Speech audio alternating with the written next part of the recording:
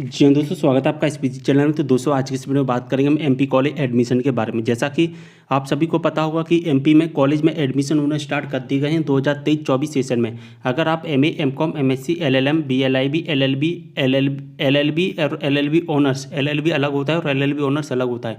अगर आप इन कोर्सेज में एडमिशन लेना चाहते हैं तो इनके लिए रजिस्ट्रेशन फॉर्म भरना शुरू कर दिए गए हैं, यानी कि कॉलेज में एडमिशन लेने के लिए काउंसलिंग स्टार्ट कर दी गई है। इसके लिए हमें रजिस्ट्रेशन फॉर्म भरना होता है। ऑनलाइन कैसे भरें? ई प्रवेश की वेबसाइट है। ई प्रवेश एक पोर्टल है जिसके माध्यम से काउंसलिंग करवाई जाती है मध्य प्रदेश में। दोस्तों इसी के माध्यम से हमें क्या करना है, रजिस्ट्रेशन करना है। रजिस्ट्रेशन के बाद हमें चॉइस फिलिंग करनी होती है। तो यहाँ पर हम देखेंगे कि हमें रजिस्ट्रेशन कैसे करना है MA, MCom, MSc, LLM, BLib, LLB, LLB honours का।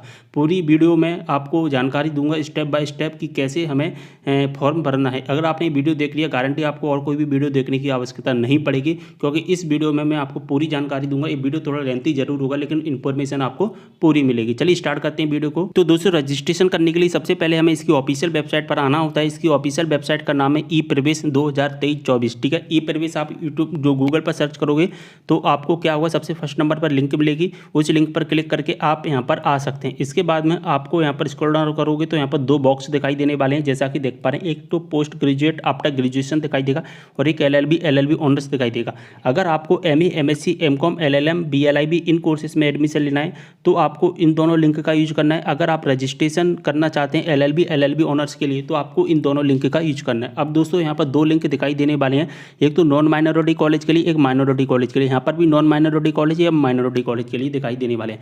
अब दोस्तों यहाँ पर बात आती है कि हमें किसके लिए रजिस्ट्रेशन करें, नॉन माइनॉरिटी के लिए करें या माइनॉरिटी के लिए करें। यहाँ पर मैं आपको बता देना चाहता हूँ, आपका एक डाउट है हुआ ये वाला डाउट, लेकिन मैं इसको क्लियर कर देता हूँ। अगर आपके आसपास या आपको जिस कॉलेज में एडमिशन लेना है, सबसे पहले उस कॉलेज में जाकर ये पता लगा लीजिए कि आपका कॉलेज नॉन माइनॉरिटी है या माइनॉरिटी है। ठीक है, आपको जिस कॉलेज में एडमिशन लेना है उस कॉलेज में। या फिर दोस्तों आप ऑनलाइन भी सर्च कर सकते हैं। यहाँ पर एक लिंक दिखाई देगा सर्च कॉलेज। ठीक है, सर्च कॉलेज एंड कोर्स। यहाँ पर अपने कॉलेज का और कोर्स का नाम सर्च करके पता लगा सकते हैं कि नॉन माइनॉरिटी है या माइनॉरिटी है। अगर आपका नॉन माइनॉरिटी कॉलेज है तो आपको नॉन माइनॉरिटी कॉलेज पर क्लिक करके रजिस्ट्रेशन करना होगा। अगर आपका माइनॉरिटी कॉलेज है तो माइनॉरिटी कॉलेज पर क्लिक करके आपको रजिस्ट्रेशन करना पड़ेगा। ठीक है, तो चलिए यहाँ पर हम नॉन माइनॉरिटी के लिए कर लेते हैं। यहाँ पर हमारे एमपी में सबसे ज़्यादा नॉन माइनॉरिटी कॉलेज हैं, 15-20 कॉलेज ही होंगी जो माइनॉरिटी के अंतर्गत आते हैं। ज़्यादातर कॉलेज नॉन माइनॉरिटी में ही आते हैं। ये लिंक अभी एक्टिवेट किया गया है 2023 में। 2022 तक इस प्रकार का कोई भी लिंक नहीं था। ये 2023 में यहाँ पर 2 सेशन बना दिए गए हैं। चलिए अब यहाँ पर हम देखते हैं। जैसे ही आप रजिस्ट्रेशन पर क्लिक करेंगे आपके सामने इस तरह का इंटरफेस आ जाएगा। यहाँ पर चेक मार्क कर देना है, आई एग्री पर क्लिक कर देना है। इसके बाद में हमारे सामने इस तरह का इंटरफेस आ जाएगा। यहाँ पर दोस्तों दिखाई दे रहा है 2023-24 के लिए पोस्ट ग्रेजुएट के लिए हमें रजिस्ट्रेशन करना है। अब यहाँ पर दोस्तों लिंक दिखाई देगा new registration form post graduate. ठीक है, 26 तारीख से लिंक एक्टिवेट है, 13 जून तक की लिंक एक्टिवेट रहेगा। इस पर क्लिक करके हमें रजिस्ट्रेशन करना होगा। अगर दोस्तों आप रजिस्ट्रेशन कर लेते हैं, ठीक है, रजिस्ट्रेशन करने के बाद अगर आपको डुप्लीकेट रिसिप्ट निकालनी तो इस लिंक के माध्यम से इसकी डुप्लीकेट रिसिप्ट निकाल सकते हैं। ठीक है, इसके बाद में आपको चॉइस फिलिंग करनी होती है। ठीक है, सबसे पहले हम रजिस्ट्रेशन करेंगे। रजिस्ट्रेशन इस लिंक के माध्यम से करना है। रजिस्ट्रेशन करने के बाद हमें चॉइस फिलिंग करनी होगी। चॉइस फिलिंग का भी मैं वीडियो बना दूंगा आपके लिए। ठीक है, इसकी भी लास्ट डेट 13 जून रखी गई है। ओनली रजिस्टर्ड कैंडिडेट लिखा गया है कि आपको रजिस्ट्रेशन करने के बाद ही चॉइस फिलिंग करना होगा। चॉइस फिलिंग का कंप्लीट वीडियो जल्दी अपलोड कर दिया जाएगा।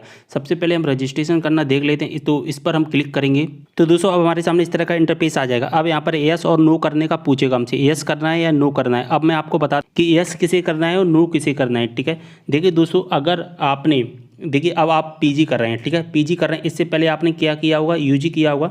तो यूजी आपने एमपी के कॉलेज से किया है, यानी कि एमपी की यूनिवर्सिटी से किया है या एमपी के बाहर की यूनिवर्सिटी से किया है। अब एमपी की अगर आपने इन यूनिवर्सिटी से किया है, एपीएसयू, बीयू, सीयूसी, डीएपीबी, जीबाजी, एमसीबीयू, आरडीबी, विक्रम, अगर आपने इन यूनिवर्सिटी से किया है यूजी तो फिर आपको यस करना है। अगर आपने इन यूनिवर्सिटी के अलावा किसी अदर यूनिवर्सिटी से किया है, अदर यूनिवर्सिटी का यानी कि एमपी के बाहर की भी यूनिवर्सिटी हो, एमपी की ऐसी यूनिवर्सिटी जिसमें इसका नाम नहीं दिया गया है, अगर आपने ऐसी यूनिवर्सिटी से किया है तो आपको नो करना है। होता क्या है, जब आप यहाँ पर एस करोगे तो यहाँ पर यूनिवर्सिटी का नाम सिलेक्ट करने का बोलेगा, एनरोलमेंट नंबर सेलेक्ट करने का बोलेगा, कैंडिडेट नेम और गेट डिटेल्स पर आप क्लिक करेंगे ना तो आपकी जो डिटेल्स होगी वो ऑटोमेटिकली कवर कर लेगा। लेकिन नो पर क्लिक करने पर क्या होता है, डिटेल्स ऑटोमेटिकली नहीं आती, हमें खुद से फिल करनी होती है। अंतर ये होता है केवल और केवल। ठीक है, यहाँ पर सिलेक्ट पर आपको अपनी यूनिवर्सिटी सेलेक्ट करनी होती है, एनरोलमेंट नंबर जो भी आपका एनरोलमेंट नंबर होता है, कैंडिडेट नेम यहाँ पर आपको फिल करना होता है। अगर आप नो पर क्लिक करेंगे, देखिए हम नो पर क्लिक करते हैं, जैसे हम नो पर क्लिक करेंगे आपके सामने पूरा पेज आ जाएगा, यानी कि enrolment number, date of birth, ये सभी चीज़ें हमसे नहीं पूछी है, डायरेक्ट हमसे क्या पूछा, हमें पूरा डाटा फिल करने का ऑप्शन आ रहा है, यानी कि हमें पूरा फिल करना पड़ेगा। अगर आप यस करोगे, अपना यूनिवर्सिटी सेलेक्ट करोगे, एनरोलमेंट नंबर और कैंडिडेट डिटेल डालोगे तो ऑटोमेटिकली डिटेल आ जाती है, जैसा कि देख पा रहे हैं यहाँ पर आप। तो यहाँ पर पूरी डिटेल आ चुकी है, जैसा कि देख पा रहे हैं पूरी डिटेल, जैसे हमने यूनिवर्सिटी नाम और एनरोलमेंट नंबर और कैंडिडेट नेम डाला, यहाँ पर पूरी डिटेल ऑटोमेटिकली आ गई है। ठीक है, अब यहाँ पर आपको क्या करना है, अपना जेंडर सेलेक्ट कर लेना है, जो भी आपका जेंडर होता है, ठीक है, और जो कंफर्म रिलीजियन सेलेक्ट करना है, ब्लड ग्रुप और वैवाहिक स्थिति, और यहाँ पर आपको अपनी समग्र आईडी डालनी है। समग्र आईडी आपको डालनी ही पड़ेगी, अगर आप समग्र आईडी नहीं फिल करोगे तो फिर आपका फॉर्म है ना आगे जाके फिल नहीं होगा कम्प्लीटली। ठीक है, तो मैं आपको अभी सजेस्ट कर रहा हूँ, तो आप अपना क्या करें, यहाँ पर समग्र आईडी जरूर फिल करें। इसके बाद में आपको क्या करना होगा, इसके बाद आपको अपना मोबाइल नंबर फिल करना है, जैसा कि देख पा रहे हैं यहाँ पर मोबाइल नंबर डालना है। ठीक है, और यहाँ पर वेरीफाई मोबाइल नंबर पर क्लिक करना है, आपके पास में OTP आएगा, OTP फिल कर देना है आपको।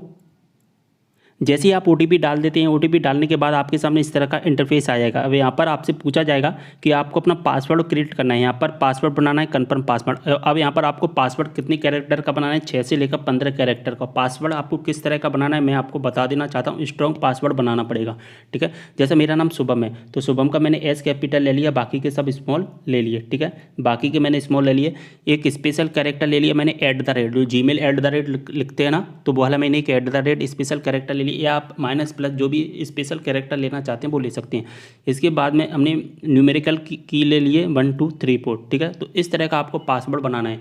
तो सभी चीज़ें आनी, स्मॉल कैरेक्टर भी आ गए, ठीक है, कैपिटल कैरेक्टर भी आ गए, स्पेशल कीवर्ड आ गया और न्यूमेरिकल कीवर्ड भी आ गया। तो इस तरह का हमें पासवर्ड क्रिएट करना है। ठीक है, तो ये पासवर्ड है दोस्तों, आपको क्या करना है, यहाँ पर पासवर्ड बनाए, यहाँ पर भी डाल देना है, और जो कैप्चा कोड दिया गया है 9+1 का आंसर 10, और यहाँ पर सेव एंड नेक्स्ट पर आपको क्लिक कर देना है।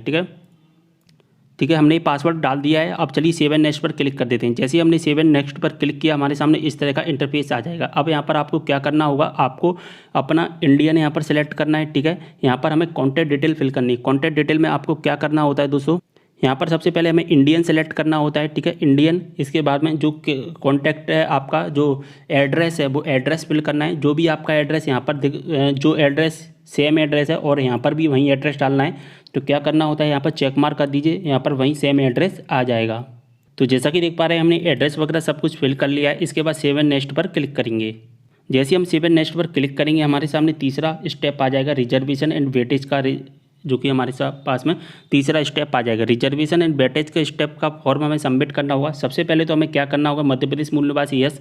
इसके बाद में अल्पसंख्यक, अगर आप माइनॉरिटी है या नॉन माइनॉरिटी हैं। जैसे कि दोस्तों अगर आप माइनॉरिटी के अंतर्गत आते हैं, जैसे कि आपकी कास्ट, जैसे कि जैन समुदाय हमारा माइनॉरिटी के अंतर्गत आता है, इसी प्रकार से अगर आपका कास्ट है जो माइनॉरिटी के अंतर्गत आता है, यानी कि अल्पसंख्यक के अंतर्गत आता है, वो माइनॉरिटी सेलेक्ट करें, और जो नॉन माइनॉरिटी के अंतर्गत आते हैं वो नॉन माइनॉरिटी आपको सिलेक्ट करना है, जैसे अग्रवाल।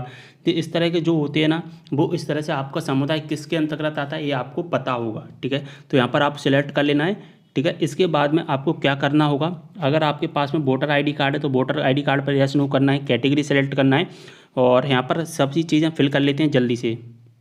ठीक है, हमने नॉन माइनॉरिटी सेलेक्ट कर लिया, वोटर कार्ड पर यस कर लेते हैं, हमारे पास में वोटर कार्ड है। ठीक है, कैटेगरी आपको सिलेक्ट करनी है। अगर आप जनरल कैटेगरी के स्टूडेंट है, जनरल EWS के स्टूडेंट है, तो यहाँ पर आपसे सर्टिफिकेट नहीं मांगा जाएगा। ठीक है, लेकिन अगर आप OBC के स्टूडेंट होंगे तो आपसे क्या पूछा जाएगा, आपसे पूछा जाएगा कि आपकी जो इनकम है वो 8 लाख से अधिक है या 8 लाख से कम है। ठीक है, जैसे ही हमने OBC सेलेक्ट, जैसा कि देख पा रहे हैं 8 लाख से अधिक है या कम है, तो ये आपको सेलेक्ट करना है। अगर आप SC ST के स्टूडेंट होंगे तो फिर वहाँ पर आपसे क्या पूछा जाएगा, रजिस्ट्रेशन नंबर, और OBC से भी रजिस्ट्रेशन नंबर पूछा जाएगा, आपकी जाति प्रमाण पत्र का। लेकिन जनरल और जनरल EWS से नहीं पूछा जाएगा। ठीक है, इस बात का आपको विशेष ध्यान रखना है, इसलिए हम यहाँ पर सिलेक्ट कर लेते हैं। इसके बाद में आपको MP task profile ID fill करनी होगी।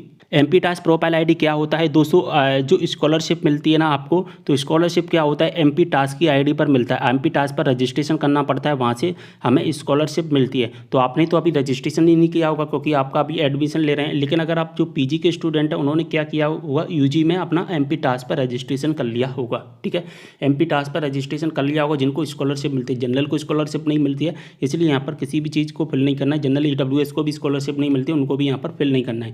लेकिन अगर आप आप ओबीसी SC ST के स्टूडेंट होंगे तो आपको स्कॉलरशिप मिली होगी 100% यूजी में। तो यूजी में अगर आपको स्कॉलरशिप मिल रही हो और आपने MP टास्क से रजिस्ट्रेशन किया था, यानी कि आपको जो स्कॉलरशिप मिल रही थी वो MP टास्क से मिली थी, तो MP टास्क का आपके पास रजिस्ट्रेशन नंबर होगा, वो फिल कर दीजिए।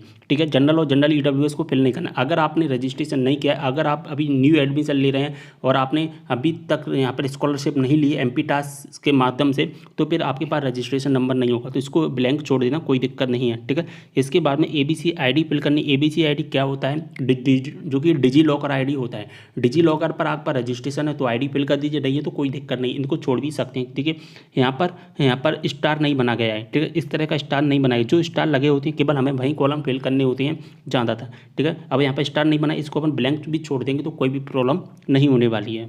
अब यहाँ पर क्या करना होगा, अपनी वार्षिक आय फिल करनी है, जो भी आपकी वार्षिक आय है वो फिल कर दीजिए। ठीक है, इसके बाद में यहाँ पर अगर आप हैंडीकैप्ड हैं तो नो कर दीजिए, यस है नो करना है। ठीक है, संपर्क में आपको नन पर सिलेक्ट कर लेना है। इसके बाद में आपको क्या करना है, अगर आप किसी खेलकूद में अगर कोई सर्टिफिकेट है तो ले लेना, नहीं तो कोई नहीं पर सिलेक्ट करके आगे बढ़ जाना है आपको। ठीक है, 7 है। इसके बाद में एजुकेशन डिटेल का में यानी कि क्वालिफिकेशन का ऑप्शन आ जाएगा हमारे सामने। क्वालिफिकेशन में आपको क्या करना होगा, जैसा कि देख पा रहे हैं अगला स्टेप क्वालिफिकेशन का। यहाँ पर आपको क्या करना है, 12th क्लास की डिटेल फिल करनी कि आपने 12th क्लास कब किया है।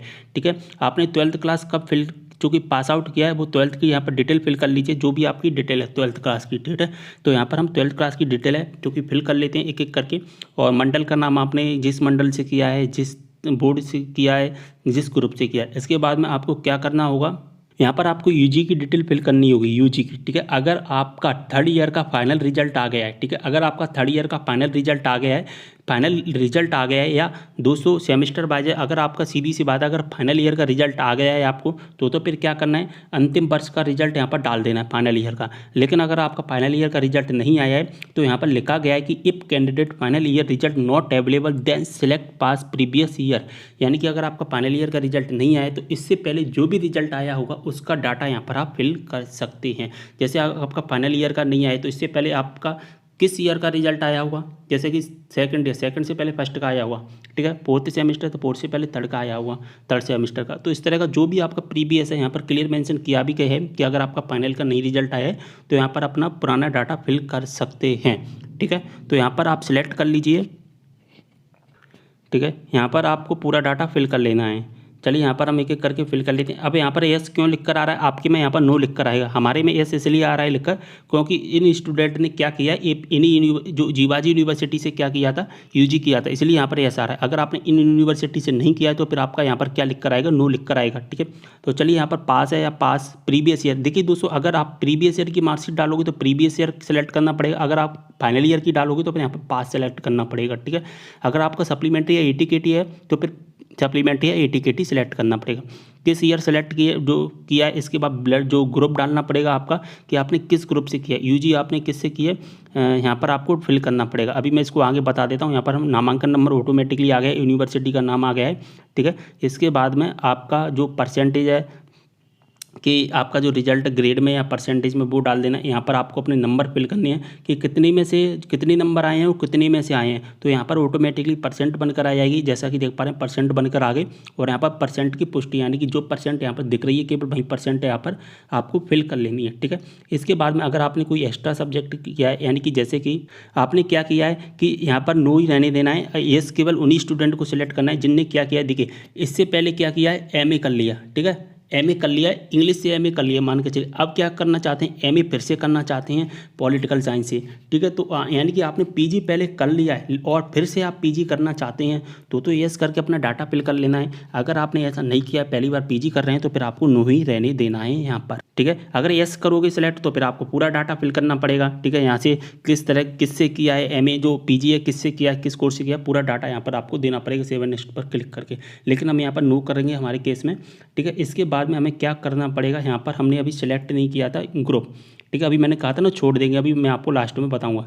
तो आपने एक BSc किया है। ठीक है, अब BSc के अंतर्गत 3 मुख्य सब्जेक्ट कौन कौन से होते हैं, BSc मैथ किया है तो BSc मैथ में 3 मुख्य सब्जेक्ट होते हैं, PCM या फिजिक्स केमिस्ट्री मैथ। अगर आपने बायोलॉजी है तो PC भी होता है, मैथ की अब बायोलॉजी हो जाता है। आर्ट वाले होते हैं उनका अलग सब्जेक्ट होते हैं, कॉमर्स वाले होते हैं उनके 3 इंपॉर्टेंट जो सब्जेक्ट होती है मेन वो अलग होते हैं। तो आपके मेन 3 सब्जेक्ट कौन से हैं वो यहाँ पर डाल देना है। हिंदी इंग्लिश तो फाउंडेशन तो सबका ही सेम रहता है, लेकिन लेकिन क्या होता है कि जो ग्रुप वाइज होते हैं ना वो चेंज हो जाते हैं। जैसे कंप्यूटर वाले होंगे उनका 3 जो मेन सब्जेक्ट होगा वो अलग होगा यूजी में। तो इस तरह से आपके जो 3 मेन सब्जेक्ट होते हैं वो यहाँ पर आपको फिल करने पड़ेंगे, ठीक है। इसके बाद चलिए ये सब हमने डाटा फिल कर लिया है, सेव एंड नेक्स्ट पर क्लिक करके आगे बढ़ जाते हैं। अब दोस्तों अगला स्टेप आ जाएगा अपलोड फोटो एंड साइन का। अब यहाँ पर हमें क्या करना होगा, हमें अपना फ़ोटो और साइन अपलोड करना पड़ेगा, ठीक है।